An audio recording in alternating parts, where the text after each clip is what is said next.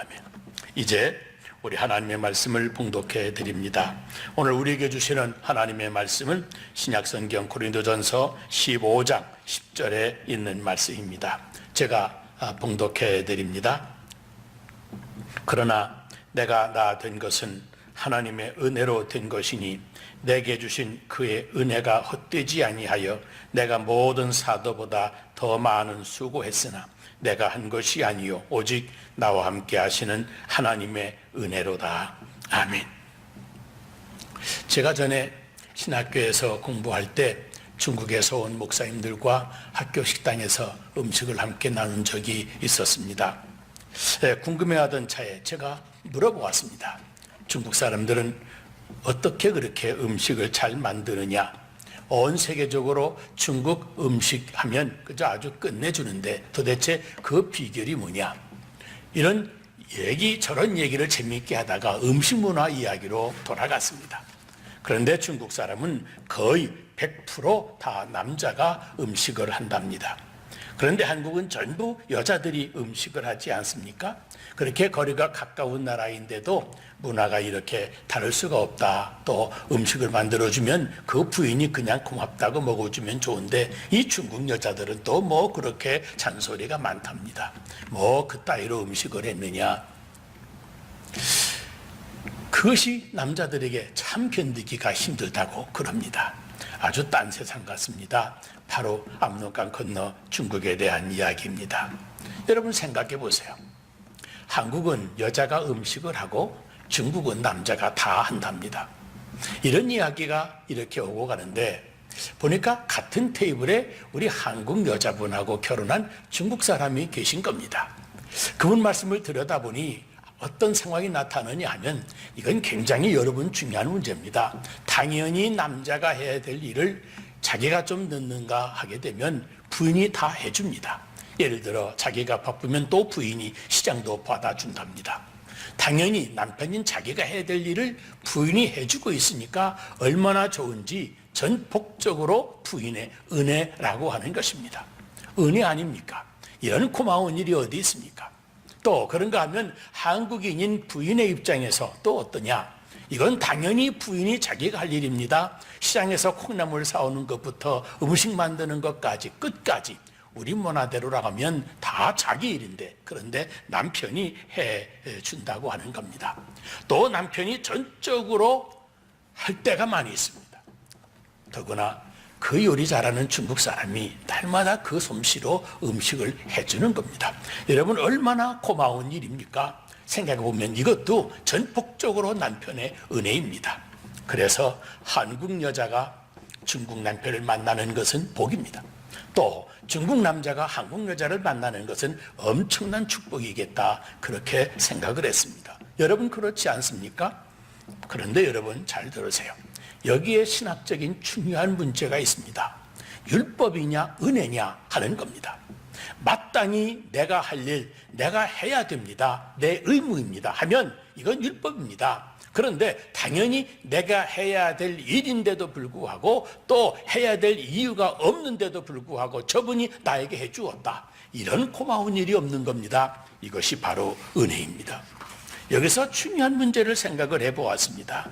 여러분 행복이란 율법과 은혜의 긴장 관계 속에서 나의 존재의식을 어디에 두고 있는가에 달려 있는 겁니다. 행복은 결코 물리적인 것이 아닙니다. 그 마음속에 율법적으로 생각하는 것, 은혜로 생각하는 것, 어느 것에 있느냐 거기에 아주 중요한 이유가 있는 겁니다. 여기에 신학적인 중요한 논리가 있습니다. 여러분 마르틴 루터의 신학 원리인데 바로 율법이 없는 은혜는 없다라고 하는 사실입니다. 율법이 없는 은혜는 없습니다. 율법을 알아야 됩니다. 죄값은 사망이다 하는 이 무서운 하나님의 법, 그 무서운 법을 다 알고 그러므로 나는 죽어야 마땅합니다 하는 율법의 심판을 받은 그런 입장에서 다시 은혜를 생각하게 됩니다. 그러면 전적으로 은혜입니다. 그래서 전적인 타락과 전적인 심판을 깨닫게 될 때 그에게 비로소 전적인 은혜에 대한 긍정이 오는 것입니다. 이 귀한 영적인 원리를 여러분 잊어서는 안 됩니다. 여러분, 율법이 없는 은혜는 없습니다.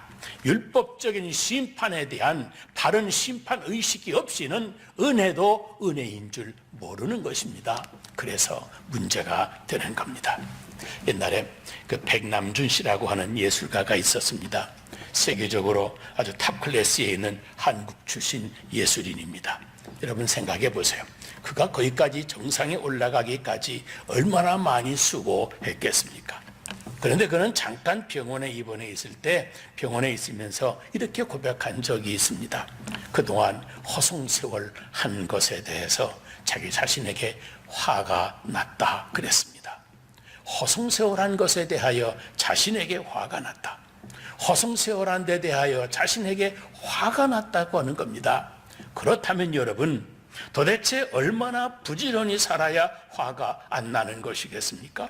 얼마나 열심히 살아야 그만하면 열심히 잘 살았다고 그렇게 할 수가 있겠습니까?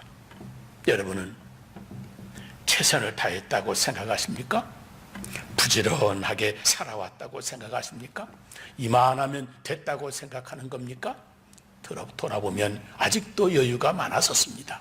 할 일이 보다 더 많이 있었습니다. 무언가 많이 잘못했습니다. 그리고 뒤늦게 돌아보면서 후회하기도 하는 겁니다.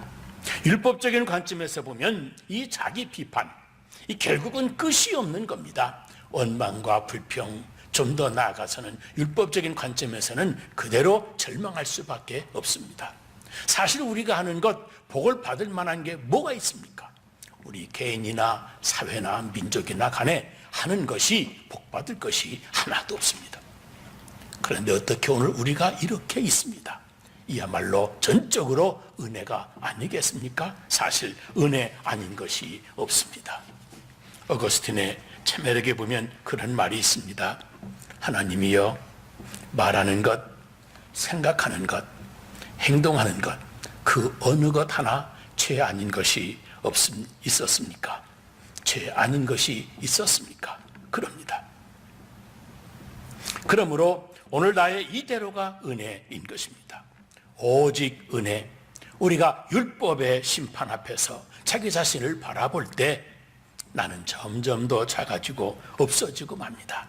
용서할 수 없는 죄인인 겁니다. 만삭되어 나지 못한 자 같은 구제불능한 죄인입니다. 이걸 인정하는 순간에 우리는 오직 하나님의 은혜, 그 큰 은혜를 긍정하고 수용하고 믿고 받아들일 수밖에 없다고 하시는 말씀입니다. 영국의 목사님이시면서 찬송가 작가인 존 뉴턴이라고 하는 분이 있습니다. 우리가 잘 부르는 나 같은 죄인 살리신 하는 찬송을 작곡하신 분이십니다. 우리가 잘 부르는 찬송 아니겠습니까? 그분의 글에 아주 유명한 말 한마디가 있습니다.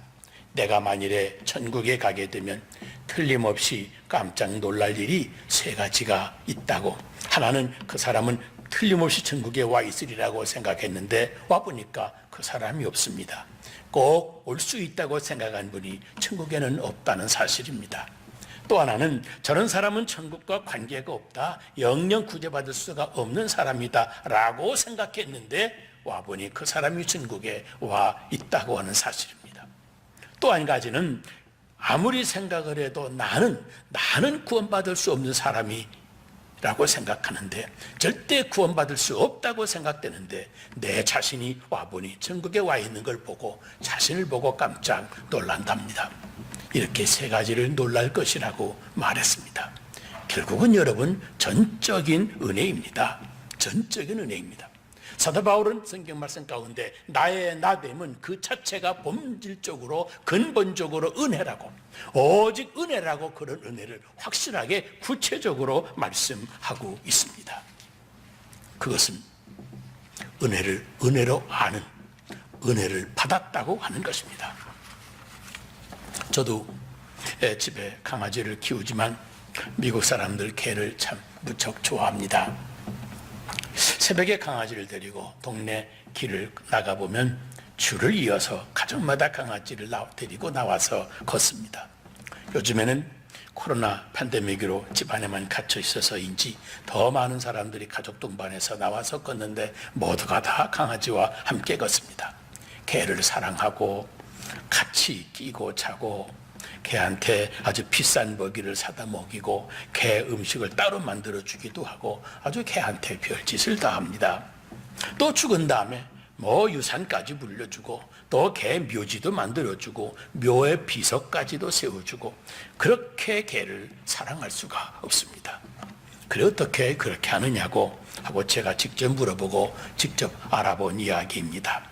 미국인들이 아주 무서운 말 한마디를 대답을 합니다. 네, 저 개는 주인을 배반하는 일이 없다고. 주인을 배반하는 일이 없다고. 은혜를 배반하는 일이 없답니다. 자식놈은 키워놓으면 은혜를 배반하는데 이 개는 절대로 배신을 하지 않는다. 이게 참 기가 막힌 이야기 아닙니까? 은혜를 은혜로 알아야 되는데 은혜를 은혜로 모르니까 고마움도 없고 감사도 없고 기쁨도 없고 마지막에는 서로 원수가 되어버리고 맙니다. 99가지 잘해주고도 한 번 잘못하면 당장 원수가 됩니다. 그래서 은혜를 모르는 그 사람을 개만도 못한 놈이라고 지탄하는 것입니다. 그러므로 생각해 보면 은혜를 은혜로 안다는 것 자체가 큰 은혜입니다. 그렇지 않습니까? 이런 것도 은혜요, 저런 것도 은혜요. 다 은혜입니다. 그렇게 생각이 거기까지 가는 사람, 그게 큰 축복인 겁니다. 어떤 사람은 꼭 같은, 아니 더 좋은 환경 속에서도 꼭 나쁜 면으로만 생각을 하고 꼭 부정적으로만 생각을 해서 삐뚤어진 사람이 있습니다. 매사에 불만입니다. 그거 구제불능입니다. 여러분 그런 사람이 있지 않습니까? 그런데 그저 이래도 감사하고 저래도 좋고 자꾸 은혜로운 방향으로만 생각이 됩니다. 여러분 그게 그 사람에게 큰 은혜입니다. 그 깨달음 자체가 은혜입니다. 사도 바울도 그렇게 생각을 합니다. 그는 길리기아 다속에서 태어났습니다. 그가 태어나는 그 역사적인 순간 길리기아 다소 이방 땅에서 태어났다고 하는 것 자체가 하나님의 높은 경륜 속의 은혜이었습니다. 말하자면 이방인의 사도가 되기 위해서, 사도로 만들기를 위해서 그곳에서 내가 디아스포라로 태어났다고 이렇게 은혜롭게 생각하는 겁니다. 그런가 하면 하나님께서 오래오래 참아주셨습니다. 우리는 하나님의 인내 속에 내가 있음을 미처 모르고 있습니다. 만일 내가 잘못할 때 그때 당장 벼락으로 쳤다고 한다면 나는 다 끝났습니다. 그러나 그 많은 죄악 중에서 짐짓 죄를 범하고 못된 짓 많이 하고 있었지만 하나님은 오래오래 참아주셨습니다. 하나님의 오래 참으심, 나를 향하여 참아주신 것, 그것이 은혜인 걸 깨달았습니다. 또한 나를 하나님의 자녀로 불러주시고 또 베드로에게, 사도에게, 야고보에게 그 부활하신 거룩한 몸을 보여주셨습니다. 그래서 그들이 그리스도인의 증인이 됐는데 그만 만삭되어 나지 못한 자 같은 나에게도 나타나 주셨다. 나에게도 계시해 주셨다. 그래서 감히 그리스도인의 증인이 되게 되었다. 이게 얼마나 큰 은혜냐 하는 말입니다. 나 같은 죄인을 주님의 그 거룩한 영광 가운데 나타나 보여주셨습니다. 이게 감사할 겁니다. 그것이 더 깊은 깨달음인 것입니다. 그가 환난을 당할 때나 곤고를 당할 때나 예수의 이름으로 매맞을 때 다 은혜일 뿐만 아니라 육체의 가시, 자기가 늘 병이 있어서 이 병 때문에 늘 쓰러집니다. 그런데 이것도 은혜요. 왜냐하면 그러기 때문에 내가 교만하게 되지를 못한다고 하는 겁니다. 겸손을 지키도록, 겸손을 지켜나가도록, 하나님만 의지하도록, 하나님의 사람으로 굳게 서도록 하나님이 나에게 은혜를 주셨다. 나에게 육체의 가시를 준 것, 그것 자체도 큰 은혜라고 그는 깨닫고 있습니다. 이렇게 은혜를 은혜로 깨닫는 그 과정, 그 깨닫는 깊이, 이것 또한 하나님의 은혜라고 사도 바울은 생각하고 있습니다. 그래서 감사하고 있는 것입니다. 또 하나는 은혜를 은혜로 그는 느끼고 있는 것입니다. 너무 감격합니다. 그 감격으로 모든 시험과 어려움을 쉽게 이길 수가 있었습니다. 그러므로 그에게는 원수가 없습니다. 늘 장성합니다. 빌립보 감옥에서 어떻게 매를 맞고 다 다 죽은 것처럼 되었지만 그는 정신을 차릴 때마다 찬송했습니다. 기뻐했습니다. 오직 하나, 이것 얼마나 큰 축복이냐고, 이러한 감격 충만함이 있는 것 그 자체가 은혜라고 기뻐하고 찬송하고 있었던 것입니다. 포함, 이 포함이라고 하는 그런 작가가 있는데 그가 자기가 경험한 이야기를 그의 책 중 한 편에서 쓰고 있습니다. 그가 한 번은 친구네 집에 가서 한 일주일 동안을 머물러 있을 때가 있었습니다. 그때 그 사랑하는 친구가 당신의 집처럼 생각을 하고 그저 아랫방이든 윗방이든 냉장고든 뭐든 다 마음대로 먹기도 하고 쓰기도 하라고 하면서 편히 지내자 그랬습니다. 그런데 단 한 가지, 당신이 있던 방 그 맞은편 방, 그 방만큼은 절대로 문을 열지 말라고, 그 방을 들여다보지도 말라고 그 부탁을 하는 것이었습니다. 도대체 그 속에 뭐가 있나, 이게 궁금해서 못 견디겠습니다. 하지만 친구의 부탁이니까 약속을 잘 지켜가고 있었는데 어느 날 밤중에 무슨 소리가 들리면서 그만 잠을 깼습니다. 바로 그 방에서 소리가 나는 겁니다. 무슨 소리인가 호기심에서 자기 침실을 나왔는데 보니까 마침 저쪽 방문이 조금 열려 있어서 그래서 잠깐 그 문틈으로 들여다보고 또 소리를 듣게 되었습니다. 그 사랑하는 친구의 어머니, 그 어머니 되는 분이 침대에 걸터 앉아서 그 침대에 천장만 보고 누워있는 한 20살 난 정도의 청년이 있는데 그 청년 앞에서 기도를 하면서 눈물로 이렇게 호소를 하는 겁니다. 내가 너를 낳았고 내가 너에게 생명을 주었다. 내가 돌보았고 오늘까지 정성을 다했노라. 나는 너를 사랑한다. 내가 너에게 준 사랑을 되돌려 받겠다는 것은 결코 아니다. 그러나 내가 내 사랑을 느끼고 그저 한 번만이라도 내가 웃는 얼굴을 나에게 보여다오. 나는 이렇게 사랑을 받아서 행복합니다 하고 빙글에 한 번 웃음을 보여다오. 그렇게 애타게 부르짖고 있는 거였습니다. 여러분, 우리가 하나님의 은혜를 많이 받고 사는데 기뻐할 줄을 모릅니다. 행복할 줄을 모릅니다. 이거 얼마나 하나님이 보실 때 답답한 이야기입니까? 우리들도 자녀들을 위해서 수고하지 않습니까? 내가 정성을 다했으면 그저 아버지 감사합니다, 어머니 감사합니다, 그랬으면 얼마나 좋겠습니까? 그리고 행복해 주었으면 좋겠는데 밤낮 질질 짜고 울고 그러지 않습니까? 돌아앉으면 엄마 아빠 원망만 하고 말입니다. 심지어는 왜 나를 낳아주었느냐고 원망까지 하고 말입니다. 이게 얼마나 큰 죄가 되겠습니까? 은혜로 느끼지 못하는 것 참으로 불행한 일입니다. 사도 바울은 생각합니다. 너의 믿음과 재물 위에 내가 관제로 드릴지라도 기뻐하리라. 은혜에 충만하고 보니까 이대로 내가 피를 쏟고 죽어도 나는 좋다 이러는 겁니다. 나는 좋다, 나는 행복하다, 은혜로 충만하게 감격해서 사는 것, 그것이 바울의 은혜에 대한 느낌이었습니다. 또 그런가 하면 오늘 본문에서는 말합니다. 은혜를 능력으로 체험하는 그런 은혜를 또 감사하고 있습니다. 그 은혜가 내게 헛되지 아니하여 내가 다른 사람보다 수고했다. 내가 다른 사람보다 수고했다. 그 은혜가 헛되지 않았다고 하는 겁니다.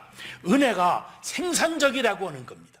은혜가 나에게 능력으로 나타나고 내 가능성으로 나타나고 지혜로 나타난다고 하는 말입니다. 내 속에 생명력으로 솟구친다는 말입니다. 여러분, 사실이 그렇지 않습니까? 이 은혜가 충만할 때 이 감사하는 마음이 생동력으로 나타나는 것입니다. 그래서 내가 큰 일을 할 수 있었습니다. 바울은 이것을 감사하고 있는 것입니다. 그러니까 하나님께서 내게 직분을 맡기신 것도 은혜요, 특별히 그 직분을 감당하게 하신 것도 은혜요, 하찮은 나를 통해서 위대한 하나님의 역사를 이루어 가시는 것, 그것까지도 은혜인 것입니다. 지난번에 우리 교회를 방문하신 어느 분이 이민사회에서 더구나 이 라스베가스에서 일어난 교회를 세우고 뭐 이만큼 큰 일을 했다고 하면서 무슨 굉장한 일이라도 한 것처럼 목사님은 큰 일 하셨습니다 하고 인사하는 분이 있었습니다. 그래서 제가 죄송합니다, 큰일 한 것 없습니다. 그저 아무리 생각을 해도 그는 절대 큰일 한 건 없습니다. 다만 하나님께서 내게 주신 은혜를 통해서 하나님이 기뻐하신 일이니 이렇게 하나님이 이루어 주신 것뿐이죠. 그렇게 대답했습니다. 사실입니다. 여러분, 아주 큰 목회를 성공적으로 마치신 목사님이 은퇴 예배를 드리시면서 눈시울이 뜨거운 이런 기도를 하셨습니다. 뭐라고 기도하셨는지 아십니까? 하나님, 이제 이 무익한 종은 현장을 떠납니다. 교인들이 그게 무슨 말씀이냐고 다시 묻자 목사님이, 하나님이 내게 많은 은혜를 주셨습니다. 만약 그 많은 은혜를 내가 아니고 다른 분에게 주었더라면 저보다 훨씬 더 많은 일을 하셨을 것이고 더 큰 영광을 하나님께 올려드렸을 것입니다. 그런데 저에게 주셨습니다. 저는 그저 감사할 뿐이죠. 그래서 저는 이 주의 종이라고 하면서 하려고만 했지, 이제 지나고 보니 사실 주님의 그 은혜를 받아 낭비한 종일 뿐입니다. 그러니 하나님께는 무익한 종입니다. 그러시더랍니다. 여러분, 내게 직분을 맡기시고 이걸 내가 감당하게 하셨다. 다행히 이만큼이라도 내게 주신 은혜가 헛되지 않게 돼서 이런 일을 이루었다. 그러므로 내가 아니고 오직 하나님의 은혜라고 결론을 내리고 있는 것입니다. 성도 여러분, 여러분 어떤 시각에서 여러분의 과거를 되돌아보고 계십니까? 후회할 것도 없고 자책할 것도 없습니다. 또 절망하지도 말아야 됩니다. 깊이 생각을 해보세요. 사실 은혜 아닌 것이 없습니다. 이대로가 은혜요, 이 현재가 은혜입니다. 또 받은 바 은혜로 감사해야 됩니다. 그 은혜가 너무너무 크기 때문입니다. 은혜를 은혜로 깨닫고 은혜로 느끼고 그 은혜를 감사할 때 이 은혜는 솟구치는 생명력으로 우리의 밝은 미래를 창출하게 되는 것입니다. 이것이 삶의 힘이요, 용기요, 신앙인의 지혜가 되는 것입니다. 오직 은혜, 그 주님의 은혜 가운데에서 우리 남은 육체의 때를 여러분 끝까지 주 앞에 충성하며 살아가게 되시기를 주의 이름으로 축복합니다. 기도하겠습니다.